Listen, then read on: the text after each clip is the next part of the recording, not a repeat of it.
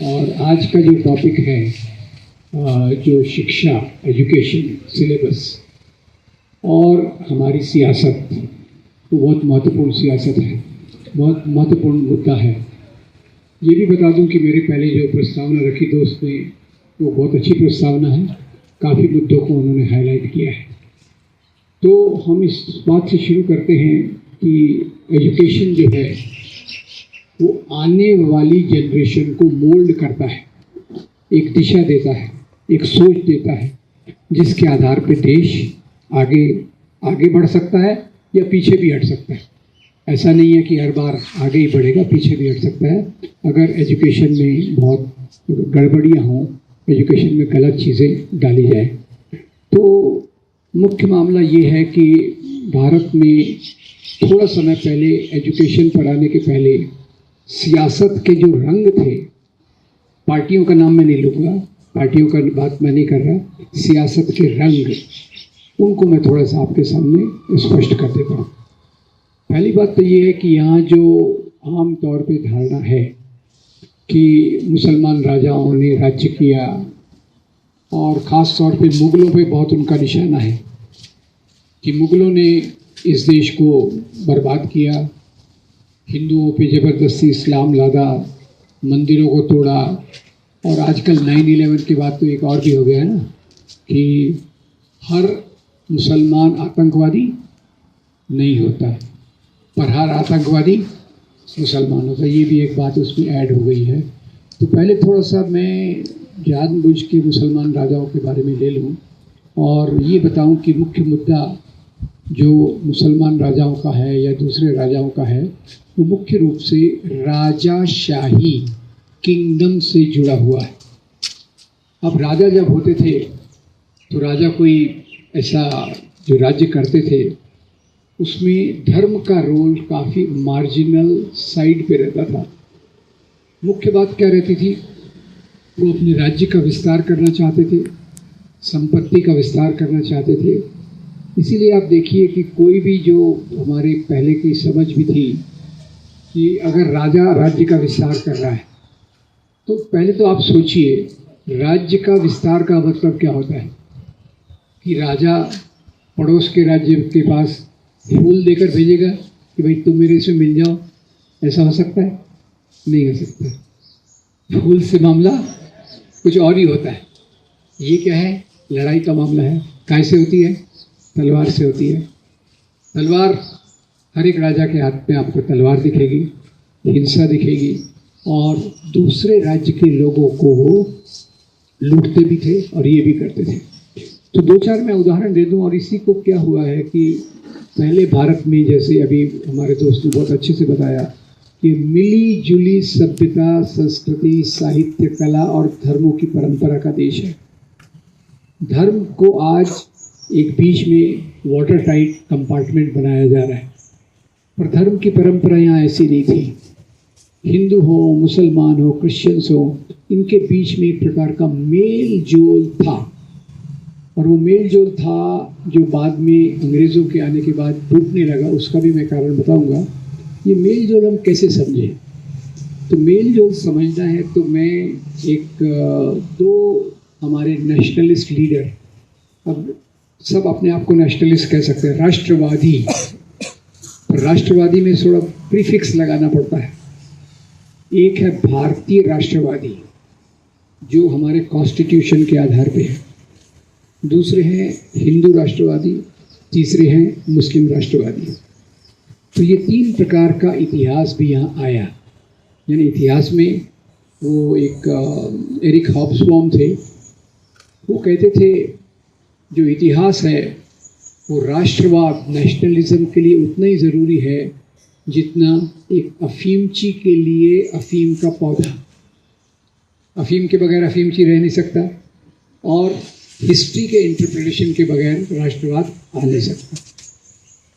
तो पहले तो ये हम देखें कि जब मुसलमान राजाओं की आज इतनी बदनामी की जाती है, क्या कोई ख़ास तरीके से वो दूसरों से अलग थे? अब क्या धर्म के आधार पर राज्य सत्ता चली? तो मध्ययुगीन काल एक पीरियड है जहाँ मुसलमान राजा भी थे, हिंदू राजा भी थे, दिल्ली, आगरा, उत्तर भारत में कई पहले दिल्ली सल्तनत, बाद में मुगल वंश इनका राज्य रहा, पर ये केवल मज़हब के आधार पे नहीं था। इस बात को ख्याल कीजिए। इसके लिए आपको थोड़ा जवाब देना पड़ेगा। बताइए, अकबर के दरबार में 9 रत्न थे? Yes, no? उसमें कुछ हिंदू 9 रत्न थे, नाम बताइए। राजा बीरबल और टोडरमल और तानसेन। आपको मैं इतना बता दूं, एक ही बात बता दूं कि राजा टोडरमल जो थे वो अकबर के दरबार में क्या करते थे? सलाह तो देते थे, अकबर के एडवाइज़र थे, पर साथ ही साथ राजा टोडरमल अकबर के दरबार में वो काम करते थे जिसका नाम है रेवेन्यू और फाइनेंस। रेवेन्यू फाइनेंस सबसे इम्पोर्टेंट डिपार्टमेंट होता है राजा के लिए, और वो एक तरह से टोडरमल, और उनका उत्तराधिकारी जो था राजा रघुनाथ बहादुर, वो औरंगज़ेब के दरबार में वही काम करता था फिनेंस का। तो इसमें कोई मज़हब का मामला नहीं आता। अब अकबर के दरबार में तो 9 रत्नों को हम जानते हैं, पर ये नाम बताइए जरा, भारत में सबसे खराब, खतरनाक, हिंदू विरोधी राजा किसको माना जाता है? औरंगज़ेब को। और मैं आपको बता दूं कि औरंगज़ेब का जो एडमिनिस्ट्रेशन था, औरंगज़ेब के एडमिनिस्ट्रेशन में हिंदू राजाओं की संख्या सब मुगल राजाओं से ज़्यादा थी। अकबर के दरबार में 9 रत्न हम गिन रहे हैं, यहाँ 33% ऑफिसर्स जो औरंगज़ेब के थे वो हिंदू थे। जैसे मैं महाराष्ट्र से आता हूँ, महाराष्ट्र में आपको पता होगा एक राजा बहुत पॉपुलर है, फेमस है, शिवाजी, छत्रपति शिवाजी महाराज। तो छत्रपति शिवाजी महाराज जब राज्य का विस्तार कर रहे थे तो औरंगज़ेब उनको कंट्रोल करना चाहते थे। क्यों कंट्रोल करना चाहते थे? वो हिंदू थे इसलिए क्या? नहीं, औरंगज़ेब अपनी राज्य सत्ता को बढ़ाना चाहता था, शिवाजी अपने राज्य को बढ़ाना चाहते थे। दोनों में लड़ाई हुई और औरंगज़ेब की तरफ से जो सेनापति आया उसका नाम था राजा जय सिंह, औरंगज़ेब की तरफ से। और शिवाजी महाराज की फौज में 12 सेनापति जो थे वो मुसलमान थे। अब एक कहानी को मैं शॉर्ट में ही बता देता हूँ, कहानी के रूप में नहीं बताऊंगा। शिवाजी और अफजल खान की लड़ाई आपने सुनी होगी। शिवाजी को जो वाघनख आयरन क्लॉज जिसने दिए थे उसका नाम था रुस्तमे जमान। शिवाजी के 18 बॉडीगार्ड में से 12 बॉडीगार्ड जो थे वो मुसलमान थे। शिवाजी की सेना में ये भी थे, मुसलमान भी थे। और शिवाजी महाराज के रायगढ़ किले पे अगर आप जाएं तो वहाँ आपको भगवान जगदीश्वर का मंदिर दिखेगा और उसी के पास एक मस्जिद भी दिखेगी जो शिवाजी महाराज ने बनाई थी। क्यों बनाई थी? भाई मेरी प्रजा में हिंदू भी है, मुसलमान भी है, मुसलमान मुझे मिलने आएंगे, उनकी इबादत का वक्त होगा तो वो कहाँ जाएंगे? तो इसके लिए उन्होंने मस्जिद भी बनाई थी। और तो और शिवाजी महाराज के जो इतने सेनापति थे उसमें जो उनका नेवल डिवीज़न था और आर्टिलरी डिवीज़न था, इनके इंचार्ज भी मुसलमान सेनापति थे। तो मामला हिंदू बनाम मुसलमान नहीं था, मामला एक राजा बनाम दूसरा राजा था। अभी एक ही आखिरी उदाहरण मैं इसका दे देता हूँ कि जैसे आप देखेंगे एक युद्ध बहुत प्रसिद्ध है हल्दी घाटी का। हल्दी घाटी का हम सब जानते हैं, अकबर और राणा प्रताप। अकबर और राणा प्रताप ये लड़ाई में अकबर जीते थे, राणा प्रताप हारे थे। पर ये लड़ाई क्या मज़हब के लिए हुई थी क्या? ये पहले हमको सोचना चाहिए। लड़ाई क्यों हुई थी? लड़ाई इसलिए हुई थी कि अकबर राणा प्रताप को 5 हज़ारी का मनसब ऑफर कर रहे थे। 5 हज़ारी यानी क्या? जैसे आजकल अपने यहाँ ये होता है ना, लेफ्टिनेंट फिर मेजर फिर लेफ्टिनेंट कर्नल ऊपर जनरल तक जाते हैं, ये ओहदे हैं। उस समय भी ये ओहदे थे 1 हज़ारी, 2 हज़ारी, 5 हज़ारी, 10 हज़ारी और उसके ऊपर राजा, ये इस प्रकार के ओहदे थे। तो राणा प्रताप को उन्होंने 5 हज़ारी का ओहदा दिया। राणा प्रताप ने कहा ये मेरी स्टेटस के बहुत नीचे है। तो अकबर ने अपने मंत्रिमंडल से सलाह की तो उसमें टोडरमल ने उनको एडवाइस किया कि ये जो राणा प्रताप हैं ये 10,000 के लायक नहीं है, हम इनको 5,000 का ओहदा देते हैं, अगर नहीं मानते तो हम लड़ाई करेंगे। अब ये लड़ाई हुई हल्दी घाटी के मैदान में, तो अभी हुआ क्या है, अभी बदले हुए समीकरण के कारण अभी मज़े की तेरी बात हो गई। वहाँ हल्दी घाटी के मैदान में एक तांबे की पट्टी लगी हुई थी। इस साल में हल्दी घाटी की लड़ाई हुई। एक तरफ अकबर थे, एक तरफ राणा प्रताप थे। अकबर जीत गए, राणा प्रताप हार गए, ये वहाँ तांबे की पट्टी में लिखा था। तो आप इशारों में समझ जाइए कि एक मंत्री आई किसी और पार्टी की, उसने बोले ये हिंदू राजा कैसे हार सकता है, ये तो गलत बात है, हिंदू राजा हार ही नहीं सकता। तो उन्होंने पट्टी निकाल दी, दूसरी पट्टी लगाई, क्या लगाया होगा, कौन जीत गया, राणा प्रताप जीत गया और अकबर हार गया। फिर इसको इतना बता रहे हैं, पर मेरा मुख्य मुद्दा ये है, कोई राजा जीते कोई राजा हारे, मुझे क्या फ़र्क पड़ता है। मैं केवल इतना बताना चाहता हूँ कि ये लड़ाई जो थी ये हिंदू मुसलमान की लड़ाई नहीं थी। अकबर की फ़ौज में अकबर खुद नहीं थे, तो सेना का नेतृत्व कौन कर रहा था, सेना का नेतृत्व कर रहे थे राजा मान सिंह। तो अकबर के प्रधान सेनापति कौन, राजा मान सिंह। और राणा प्रताप के 2 सेनापति थे, बड़े सेनापति का नाम था राम सिंह और दूसरे सेनापति का नाम था हकीम खान सूर। आशा आप मेरी बात समझ रहे होंगे। सवाल का जवाब दीजिए, दोनों तरफ हिंदू हैं, यस नो, दोनों तरफ मुसलमान हैं। तो ये हिंदू मुसलमान की लड़ाई है या 2 राजाओं की लड़ाई है, ये लड़ाई धर्म के लिए है कि सत्ता के लिए, सत्ता के लिए। अब यहीं से हम देखते हैं कि इन्हीं चीज़ों को अंग्रेज़ों ने बदला और इन चीज़ों को उन्होंने हिंदू मुसलमान के आधार पे दे दिया।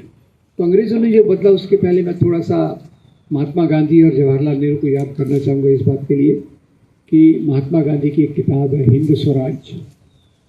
हिंद स्वराज में महात्मा गांधी लिखते हैं कि यहाँ मुसलमान राजाओं के राज्य में हिंदू प्रजा चैन से रहती थी, हिंदू राजाओं के राज्य में मुसलमान प्रजा चैन से रहती थी, यानी प्रजा में मेल जोल था। राजाओं में झगड़ा काय के लिए था, धर्म के लिए या सत्ता के लिए, धर्म के लिए या पैसे के लिए। तो आज हमको पूरा मिसरिप्रेजेंट क्यों किया गया, उस पर आने के पहले इसको आगे देखेंगे। जो हमारी प्रस्तावना में हमारे दोस्त ने बहुत अच्छे से बताया, लोगों में मेल जोल अभी तो आज कल्पना करना मुश्किल है। आज 2025 में बैठे इन चीज़ों की कल्पना मुश्किल है कि हिंदू मुसलमान कितने प्रेम मोहब्बत से एक दूसरे के साथ रहते थे। अब मेरी उम्र के हिसाब से मैंने तो अपने बचपन में भी देखा है किस प्रकार से हिंदुओं के त्यौहार में मुसलमान शामिल होते थे, मुसलमानों के त्यौहार में हिंदू शामिल होते थे। और इसका 2 केवल उदाहरण मैं दूंगा। मुगल दरबार में दिवाली मनाई जाती थी, उसको कहते थे जश्न ए चरागां। कहाँ मनाई जा रही है, मुगल दरबार में होली मनाई जाती थी, क्या कहा गया उसको, जश्न ए गुलाबी। और आपको पता होना चाहिए, पता होगा भी सही, कि जो ताज़िया निकलता था उसमें बहुत सारी हिंदू औरतें ताज़िया के नीचे से जाके मन्नत मांगती थी। तो ये मेल जोल केवल यही नहीं था, हमारे खाने पीने के तरीके में देखिए, खाने पीने में तरीके देखिए, कपड़े देखिए, बाकी चीज़ें देखिए। तो ये जो सभ्यताएं और धर्म हैं, ये एक दूसरे से मिलजुल कर समृद्ध होते हैं। They prosper, they develop because of interaction, and through this interaction communities and societies they develop कर रहे। तो ये एक बहुत महत्वपूर्ण बात है। और बाद में फिर एजुकेशन पर आने के पहले मैं इतने बताना चाहूँगा कि हमारा बेसिक इतिहास है। और इसी में इस बेसिक इतिहास को मैं एक रिकमेंडेशन हर जगह देता हूँ, यहाँ भी दूंगा, कि भारत के इतिहास को आपको बेहतरीन तरीके से समझना है, वैज्ञानिक तरीके से समझना है। History is also a science.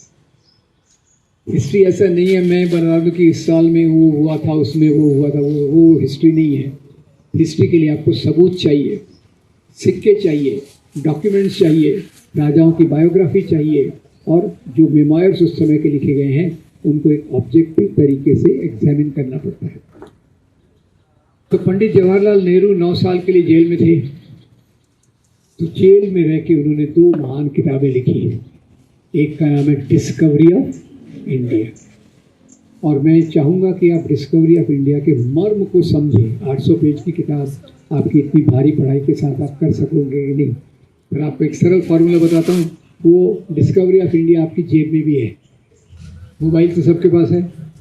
उसमें श्याम बेनेगल का एक सीरियल है, भारत एक खोज, 50 से ज़्यादा एपिसोड है। Excellent, beautiful entertainment and excellent history of India उसमें दी है, वो आप जरूर देखिएगा। और उससे हमको समझता है कि कैसे हिंदू मुसलमानों में मेल जोल रहा। अब धर्म के नाम पे आजकल बोलते हैं हमारा धर्म महान है, तुम्हारा धर्म खराब है, ऐसा होता है। और केवल यही नहीं हुआ, पाकिस्तान में देखिए, पाकिस्तान में वहाँ शुरू से ही कम्युनल पॉलिटिक्स, सांप्रदायिक राजनीति आई। क्या किया भाई? बाकी तो सब बर्बादी की। बाकी सब बर्बादी के साथ साथ टेक्स्ट बुक्स को भी बदला, किताबों को बदला। क्या किया उन्होंने? जैसे आजकल किताबों से मुगलों को गायब कर दिया गया, तो वो क्या नाम है, कुणाल कामरा नहीं, दूसरा एक है ना, तो उसने बहुत अच्छा उस पर बनाया था। तो वो बोलता था कि अब किताबों से मुगल तो गायब है, कोई विजिटर आके पूछेगा भाई ये क्या है, किसने बनाया, तो क्या जवाब देंगे? कोई तो भी हिंदू नाम निकालना पड़ेगा कि भाई वो महाराजा ने इसको बनाया था और बहुत प्यार से बनाया था, वगैरह वगैरह। ऐसा तो खैर मुगल हिस्ट्री में है नहीं। पाकिस्तान की किताबों में हिंदू है ही नहीं, गायब। और जैसे यहाँ मुसलमानों के खिलाफ नफरत फैलाई जा रही है, वहाँ हिंदुओं के खिलाफ ऐसी ही नफरत फैलाई गई। वीर संघवी नाम के एक पत्रकार हैं, अच्छे पत्रकार हैं, उनकी एक मैं स्टोरी पढ़ रहा था। तो वीर संघवी के एक दोस्त डिप्लोमेट हिंदू पाकिस्तान गए अपने काउंटर पार्ट को मिलने। तो पाकिस्तान में उनके काउंटर पार्ट के यहाँ वो बैठे थे, और जब वहाँ वो बैठे थे तो उस पाकिस्तानी मुसलमान ब्यूरोक्रेट की बेटी आई। तो इन्होंने कहा, पाकिस्तानी ब्यूरोक्रेट ने इंडियन ब्यूरोक्रेट को इंट्रोड्यूस किया, ये फला फला हैं, ये इंडिया से आए हैं, ये हिंदू हैं। जैसे लड़की ने नाम सुना ये हिंदू हैं, वो जोर जोर से गालियाँ देने लग गई। कैसे हुआ ये? किताबों के माध्यम से। समाज में जो मीडिया है, मीडिया, सोशल मीडिया और वो सब, उस मीडिया के माध्यम से ये हुआ। तो खैर ये जो मेल जोल की परंपरा है, इसको तोड़ने का काम किया अंग्रेज़ों ने। क्यों तोड़ा भाई? अंग्रेज़ों के आने के पहले एक बार और देख लीजिए, फिर से मैं जवाहरलाल नेहरू का एक और आपको उदाहरण देता हूँ। Jawaharlal Nehru discovery of India में खास तौर से एक बात को कहते हैं कि हमारी जो सभ्यता है ये गंगा जमनी तहजीब है। कुछ इस्लाम से आया, कुछ हिंदू धर्म से आया, कुछ क्रिश्चियनिटी से आया। क्रिश्चियनिटी का बताना तो बहुत आसान है। हम में से बहुत लोग जन्मदिन तो मनाते हैं, बर्थडे क्या करते हैं उसे, स्टैंडर्ड टेक्निक है। अब केक, कोई रामायण महाभारत में तो केक दिया नहीं है, पर फिर केक सबसे पॉपुलर है। कहने का मतलब ये कि जवाहरलाल नेहरू जो लिखते हैं कि यहाँ शाक, होम, ग्रीक, मुस्लिम, क्रिश्चियन सब आए, और भारत एक ऐसी स्लेट है जिसकी जो इबारत जो उसमें लिखा हुआ है, हर एक नई परत, एवरी न्यू लेयर केम, और उसने पुराने लेयर को ख़त्म नहीं किया। पुराने लेयर ने नए लेयर के साथ दोस्ती करके, समझौते के साथ एक नई चीज़ का इजाद किया, और इसीलिए भारत की सभ्यता संस्कृति इतनी समृद्ध है। ये नेहरू अपने कंक्लूजन में जगह जगह कहते हैं, और उसके लिए एक शब्द यूज़ करते हैं, India is like a palimpsest where different layers are there without disturbing each other, in harmony with each other. खैर, तो अंग्रेज़ों ने क्या किया? अंग्रेज़ यहाँ आए, तो यहाँ अंग्रेज़ों का जब जिक्र आता है तो मैं हर जगह एक सवाल पूछ लेता हूँ, रिपीट भी करता हूँ, क्योंकि मेरे दिमाग में कन्फ्यूजन बहुत है। ये बहुत बेसिक सवाल है। ये भारत को आज़ादी कब मिली? 1947 1947। मेरा दिमाग क्लियर हो गया, मैं बहुत कंफ्यूज था। एक बहुत बड़ी एक्टर है ना, उसने बोला हमको आज़ादी मिली 2014 में, हम तो इतने सालों तक गुलाम थे। अब गुलामी की परिभाषा क्या होती है आप बताइए। एक राजा यहाँ रहता है, यही ऐश से रहता है या कंजूसी से रहता है। दोनों प्रकार के राजा थे। कंजूसी में रहने वाले राजा कम थे और ऐश में रहने वाले राजा ज़्यादा थे। यही रहता है, यही जीता है, यही मरता है, यहाँ की संपत्ति बाहर नहीं भेजता। उसको हम विदेशी कहेंगे क्या? नहीं। क्यों? वो तो यहाँ का हो गया। विदेशी किसको कहेंगे? गुलामी किसको कहेंगे? गुलामी अंग्रेजों के पीरियड को कहेंगे। क्यों? दो चीजें। यहाँ का जो एडमिनिस्ट्रेशन चलता था उसका इंस्ट्रक्शंस, निर्देश कहाँ से आते थे? बाहर से थे कि यहीं से थे? बाहर से थे। वो जो हमारी संपत्ति लूट कर ले गए, कहाँ ले गए? वो इंग्लैंड लूट के ले गए। औरंगजेब ने यहाँ की संपत्ति का कहीं ये इधर मक्का मदीना नहीं भेजी, यहीं रहा। और उसने तो एक्चुअली भारत के जीडीपी को दुनिया में 26% ले आया। और अंग्रेज़ों के जाने के समय जीडीपी कितनी हो गई थी? 4%। औरंगजेब को गालियां दे दो, मैं भी दे दूंगा, मुझे भी कोई प्रॉब्लम नहीं है। जीडीपी 26% था, अंग्रेज़ों के जाने के बाद समय 4% पे आ गई और इतने भयंकर अकाल पड़े। याद रखिए, शशि थरूर की एक किताब है the dark era of empire, उसमें उन्होंने कैलकुलेट किया है कि भारत की कितनी संपत्ति ब्रिटिश लोग लूट कर गए।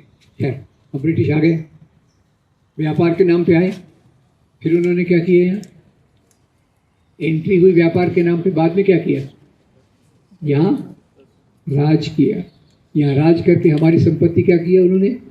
लूट के ले गए। तो ये जो लूट कर ले गए, और समय बदलता रहता है। अभी तक तो हम जैसे हमारी जनरेशन के लोग कंप्यूटर से डरती थी, आपकी जनरेशन के लोग शायद एआई से डरती है। एआई आएगा तो हमारी नौकरियों का क्या होगा? समय बहुत तेज़ी से बदलता है। तो अंग्रेज़ों के हिसाब से जो बदलाव आए, उन्होंने यहाँ ट्रांसपोर्ट लाया, हमारी भलाई के लिए नहीं, हमारा भी भला हुआ। तो ट्रांसपोर्ट मुख्य रूप से क्यों है? ताकि इंडिया का माल लूट कर इंग्लैंड ले जाए। कम्युनिकेशन लाए, टेलीफोन, टेलीग्राफ, पोस्टल सिस्टम। पहले तो जो भी कबूतर वगैरह ले जाते थे, लेटर्स, या फिर घुड़सवार ले जाते थे, तो इन्होंने ट्रांसपोर्ट लाया। और एक जो अच्छा काम किया वो था मॉडर्न एजुकेशन ले आए। मॉडर्न एजुकेशन से एक्सपोजर हुआ डेमोक्रेटिक वैल्यूज़ का, लिबरल वैल्यूज़ का, लोकतांत्रिक मूल्य, उदारमतवादी मूल्यों का यहाँ इंट्रोडक्शन हुआ। और उससे एक प्रकार का राष्ट्रवाद निकला। इसको मैं कहता हूँ उभरते हुए वर्ग।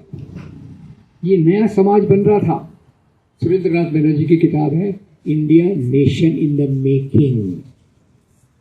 Nation in the making. पुराने कौन थे लोग?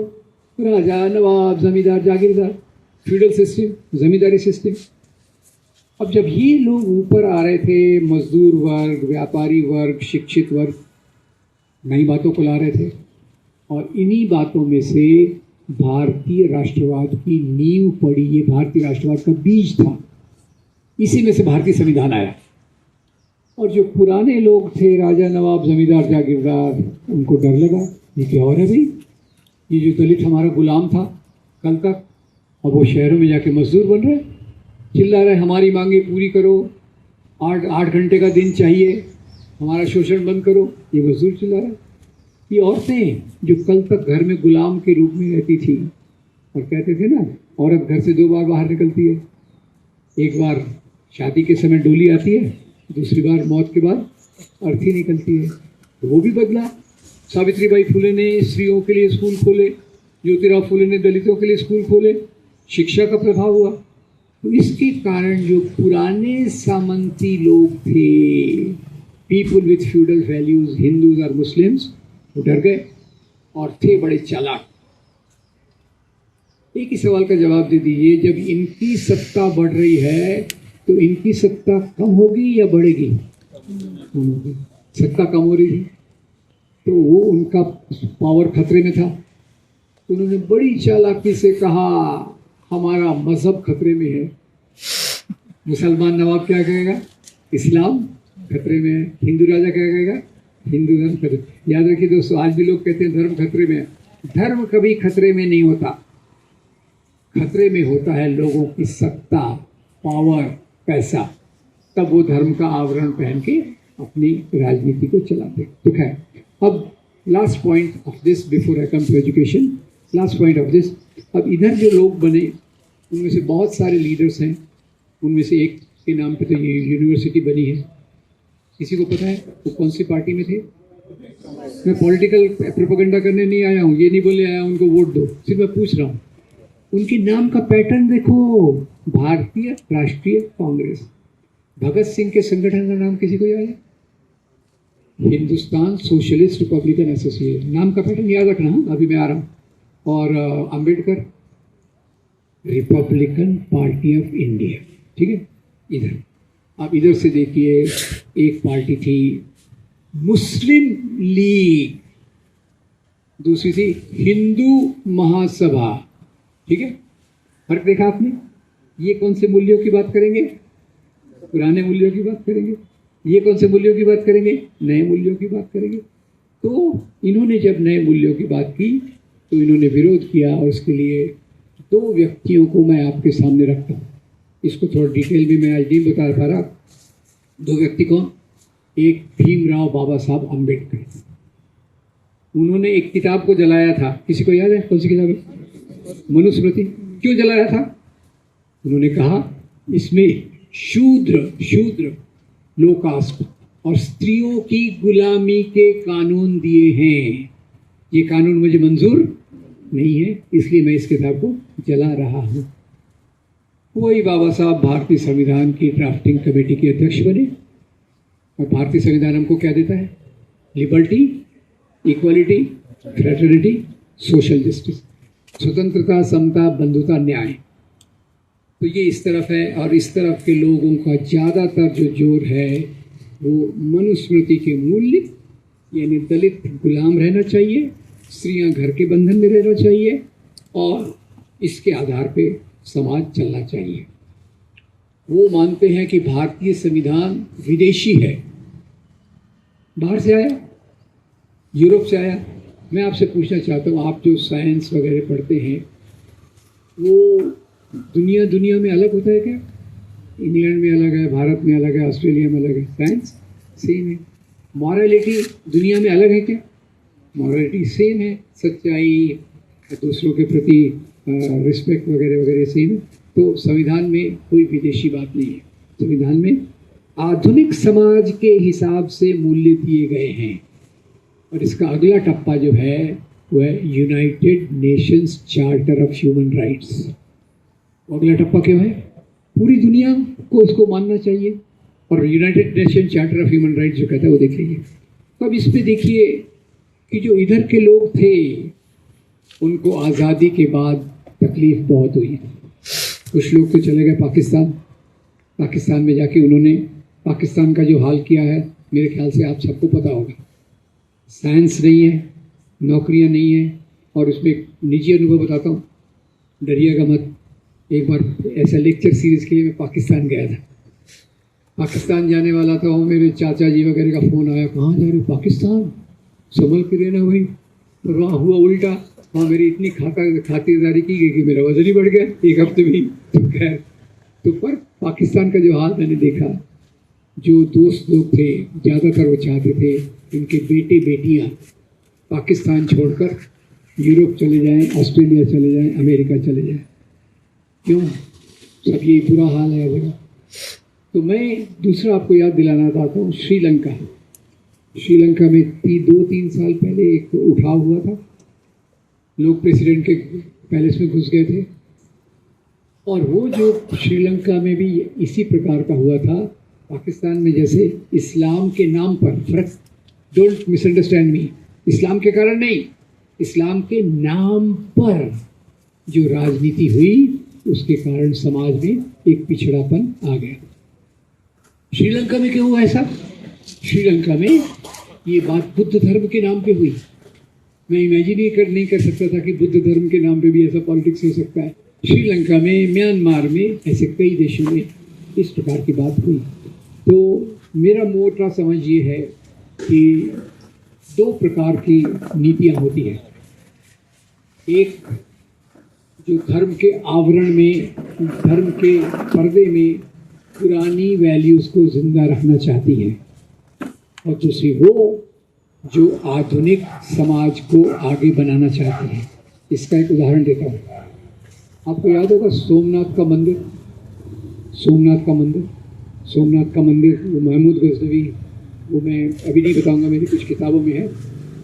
तो आज़ादी के बाद कई लोगों ने लेटर लिखे महात्मा गांधी को कि देखिए सोमनाथ का मंदिर एक विदेशी मुसलमान आक्रांता ने तोड़ा था, अब हम आज़ाद हैं तो इस मंदिर को सरकार ने बनाना चाहिए। तो महात्मा गांधी कहते हैं मंदिर, मस्जिद, चर्च बनाना सरकार का काम नहीं है। गांधी से बड़ा हिंदू कोई हुआ नहीं है इंडिया में पिछले 3 शताब्दी में, ये मेरी समझ है। तो इसी बात को आगे ले गए जवाहरलाल नेहरू भाखड़ा नंगल बांध का उद्घाटन कर रहे थे। उस समय अनाज की कमी थी। बचपन में हमारे प्रधानमंत्री लोग अपील करते थे दिन में एक ही बार खाना खाओ, और क्या खाते थे हम? तो अमेरिका से आया हुआ जो PL 480 वाला लाल गेहूँ जो वहाँ जानवर खाते हैं, वो लोग हम खाते थे। नेहरू ने देखा यहाँ सिंचाई अगर बेहतर हो तो हमारे अन्न की समस्या सॉल्व हो सकती है। ग्रीन रेवोल्यूशन, वाइट रेवोल्यूशन, ये उसी से आगे निकला। उसके लिए उन्होंने भाखड़ा नंगल बांध की कल्पना की, और भाखड़ा नंगल बांध का उद्घाटन करते समय जवाहरलाल नेहरू कहते हैं ये जो बांध हैं, ये जो यूनिवर्सिटीज़ हैं, ये जो हमारे रिसर्च इंस्टीट्यूट्स हैं BARC, और जो हमारे बाकी पब्लिक सेक्टर है, ये आधुनिक भारत के नए पूजा के स्थान है। पूजा करो क्या? काम करके। कहाँ?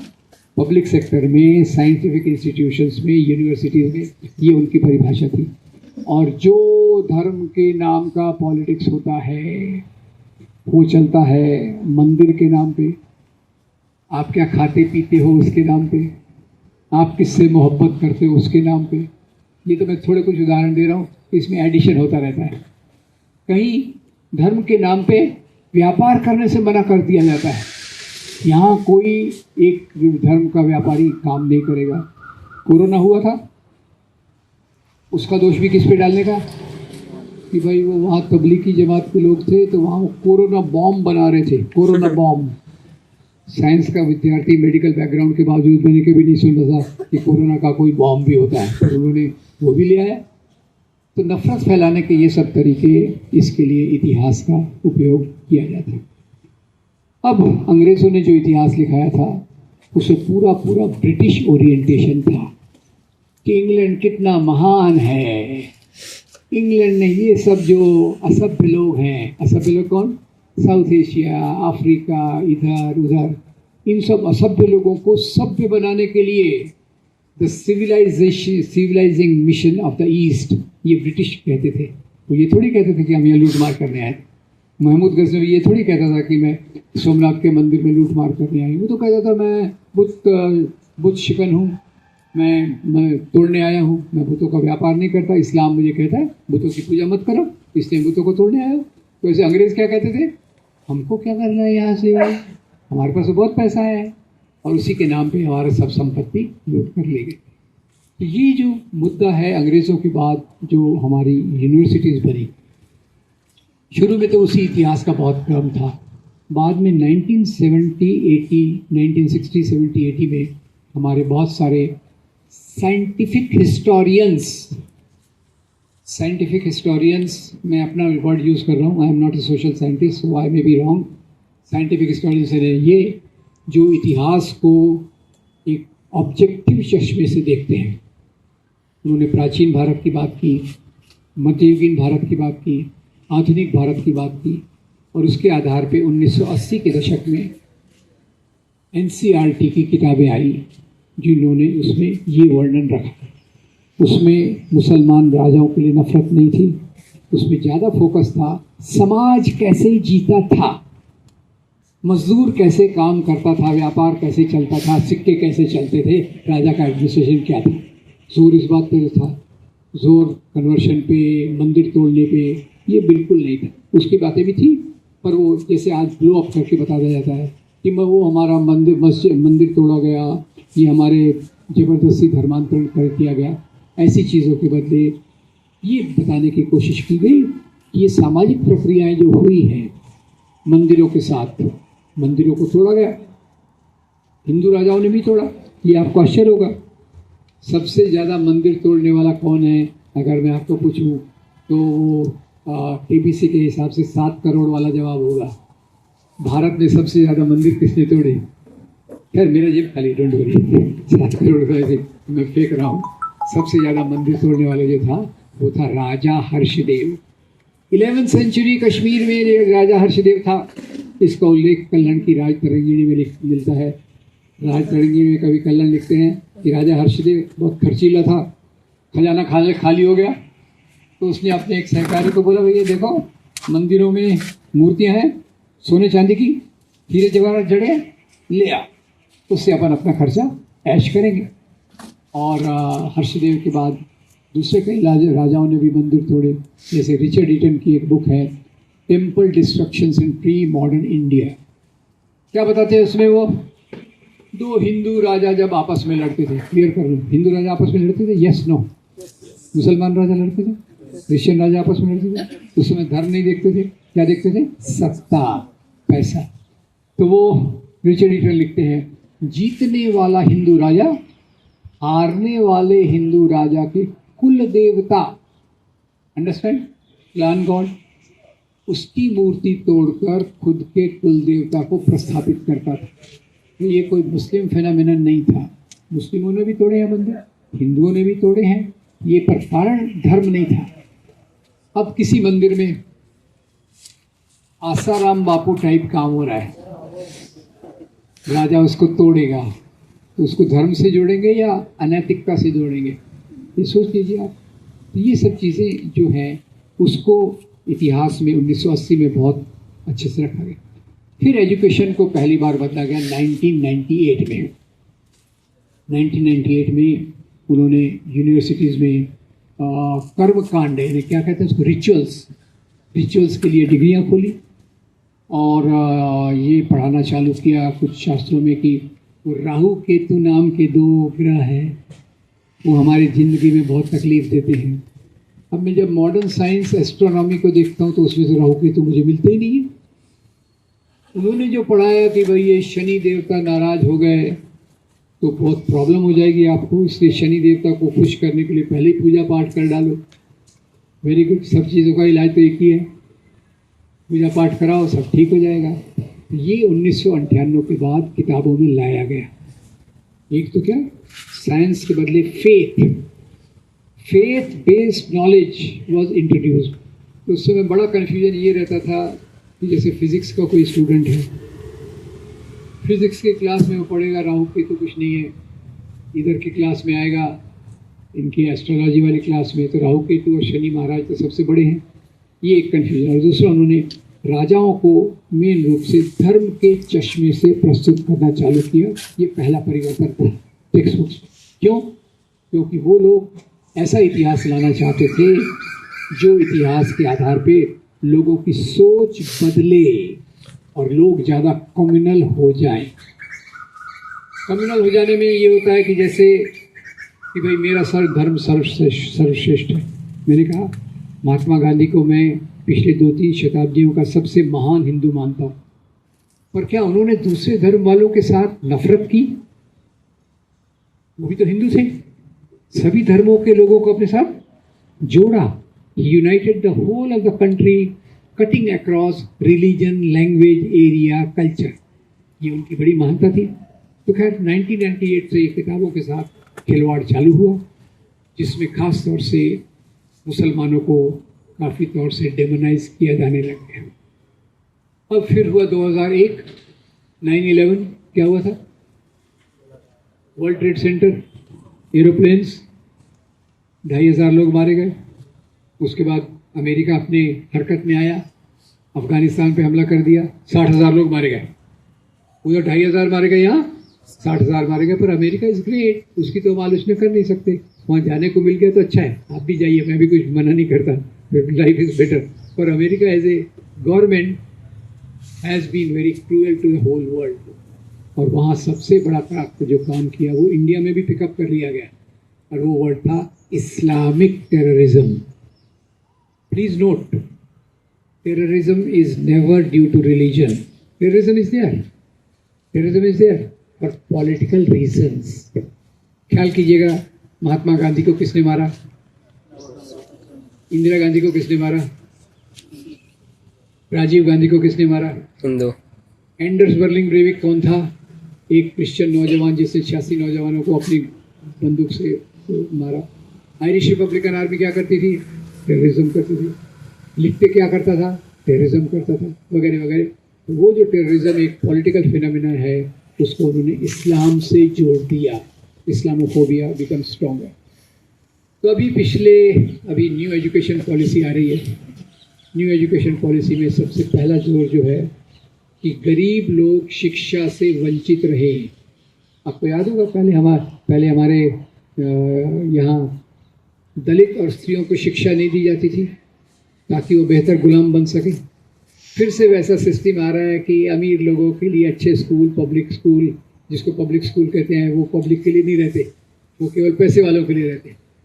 तो वैसी शिक्षा पद्धति एक तरफ से। दूसरा, साइंटिफिक टेम्पर जो हमारे संविधान का एक भाग है, उसको हटा के फेथ बेस्ड नॉलेज ले आओ कि भाई हमारे यहाँ तो पहले से एरोप्लेन थे, क्या नाम था उसका? पुष्पक विमान। अब अनफॉर्चुनेटली आजकल पुष्पक विमान नहीं है, पता नहीं कहाँ गायब हो गया। नहीं तो हमारे पास तो पूरा नॉलेज था। अरे न्यूटन हमारे पास था, न्यूटन का नॉलेज भी था, आइंस्टीन का नॉलेज भी था, सब हमारे पास था। और आगे क्यों नहीं चले, आई डोंट नो। फिर इसका बढ़ाते गए तो किसी ने तो यहाँ तक कह दिया, हमारे एंशियंट इंडिया में प्लास्टिक सर्जरी होती थी। मनुष्य के सिर को अगर किसी ने काट दिया तो उस पर हाथी का सिर भी लगा सकते थे। एक्सेलेंट, मैं बड़ा इम्प्रेस हो गया। मेडिकल बैकग्राउंड है मेरा, इतना मालूम है कि किसी ने मेरा सिर काटा तो 2 सेकंड के अंदर मैं नरक के तेल की कढ़ाई में मेरे पकौड़े बनेंगे, इतना मुझे मालूम है, क्योंकि उधर ही जाने वाला हूँ मैं। उन्होंने बोला इसमें तो हाथी का सिर फिट कर सकते, अच्छी आइडिया है। फिर बोले ये जो हमारा इंटरनेट था वो भी उस समय में था। इस प्रकार का knowledge this is called faith based knowledge. अभी नई एजुकेशन पॉलिसी में इसको कह रहे हैं traditional knowledge systems. Traditional knowledge systems में एस्ट्रोनॉमी के बदले एस्ट्रोलॉजी आ जाएगा, और दूसरी आपकी जो मेडिसिन वगैरह, भारत में एक्चुअली प्राचीन भारत में एक बहुत अच्छा डेवलपमेंट हुआ था मेडिकल साइंसेस में भी। सुश्रुत थे, आर्यभट्ट ने फिजिक्स में बहुत अच्छा काम किया था वगैरह। वी हैड ग्रेट थिंग्स, पर एवरीथिंग वाज नॉट ग्रेट। ये याद रखना चाहिए कि India has a great contribution in knowledge systems. But अभी क्या कह रहे हैं कि India had all the knowledge, और उसको वापस लाने की ज़रूरत है। ये जो आप बात करते हैं न्यूटन की, आइंस्टाइन की, और ख़ासतौर से क्या डार्विन की, इनको सबको निकाल दो। हमारे वो एक मंत्री थे, उन्होंने तो कहा ये डार्विन ने जो कहा गलत है। किसी ने देखा है क्या कि बंदर से बदल के कोई आदमी बन रहा है? अरे भैया, that is centuries long process जिससे ये हुआ। तो मैं इतना ही कहूँगा दोस्तों, आज जो एजुकेशन में बदलाव आ रहा है, इसके पीछे एक प्रकार का पॉलिटिक्स है। पॉलिटिक्स क्या है कि एक मज़हब के नाम पे यहाँ की सत्ता को मजबूत करना, और जो डेमोक्रेटिक वैल्यूज़ हैं, जो कॉन्स्टिट्यूशन की वैल्यूज़ हैं, उसको रिप्लेस करके ऐसी वैल्यूज़ लाना जो समाज में ऊंच नीच को प्रोत्साहन देती हैं, फेथ बेस्ड नॉलेज को प्रोत्साहन देती हैं, वगैरह वगैरह। तो खैर, इस पर आप सोचिए। मेरा मुख्य उद्देश्य यही बताना था कि knowledge has to be always scientific. Scientific temper is the core of knowledge. It be history, it may be social work, it may be physics, it may be chemistry, it may be medical science. उस आधार पे हम समाज को आगे ले जाएंगे तो निश्चित रूप से हमारा समाज बढ़ेगा। मैं उम्मीद करता हूँ इन बातों पे आप सोचेंगे गहराई से और इसको आगे ले जाएंगे। Thank you very much.